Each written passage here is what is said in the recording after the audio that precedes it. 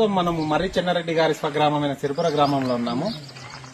ఉమ్మడి ఆంధ్రప్రదేశ్ కు 2 సార్లు ముఖ్యమంత్రి, ఒకసారి గవర్నర్ గా పనిచేసినటువంటి సొంత గ్రామం సిరిపురంలో గాని ప్రజలకు సౌకర్యాలుగా ఏ విధంగా ఉన్నాయో ఒకసారి చూద్దాము. గ్రామం మీద మరపల్లి మండల అధికారులకు గాని ప్రస్తుతం ఉన్న ఎమ్మెల్యే గడ్డం ప్రసాద్ గారు గాని ఎంత చిత్తశుద్ధి ఉందనేది ఈ పాడుబడ్డ గ్రామ పంచాయతీ భవనం చూస్తే అర్థమవుతుంది. సిరిపుర గ్రామము మరపల్లి మండలంలోనే అతిపెద్ద గ్రామము, అత్యధికంగా ఓట్లున్న గ్రామము. సిరిపుర గ్రామము ఎప్పుడు నిర్లక్ష్యానికి గురైతుంది. గ్రామ పంచాయతీ భవనాలు ఉండవు, ప్రాథమిక ఆరోగ్య కేంద్రం ఉండదు, స్కూల్ కు సంబంధించిన సౌకర్యాలు ఉండవు, ఏ ఒక్కటి కూడా ప్రజలకు అందుబాటులో ఉండదు. మేము వేసిన ఓట్లు మాత్రం, సిరిపుర గ్రామ ప్రజలు వేసిన ఓట్లు మాత్రం అది రాజకీయ నాయకులకు కావాలా. కానీ మాకు సౌకర్యాలు కల్పించడంలో అధికారులు గాని రాజకీయ నాయకులు గాని ఎప్పుడూ ఫెయిల్ అవుతూనే ఉన్నారు.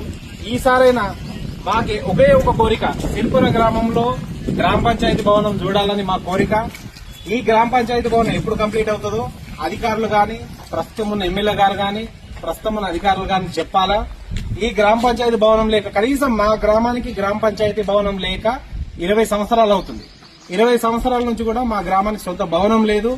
ఇప్పటికైనా మరపల్లి మండల అధికారులకు గాని, రాజకీయ నాయకులు గడ్డం ప్రసాద్ కుమార్ గారు గాని మేము తెలియజేసేది ఏమంటే, సిరిపుర గ్రామ ప్రజలందరి తరపున ఈ గ్రామ పంచాయతీ భవనాన్ని త్వరగతిన పూర్తి చేసి, గ్రామ పంచాయతీలో సిరిపుర గ్రామంలో మీరు చేసిన సేవలు, నేను ఈ గ్రామానికి గ్రామ పంచాయతీ కట్టించాను, 20-30 ఏళ్ల నుంచి గ్రామ పంచాయతీలో కట్టించానని మీరు ఒక మంచి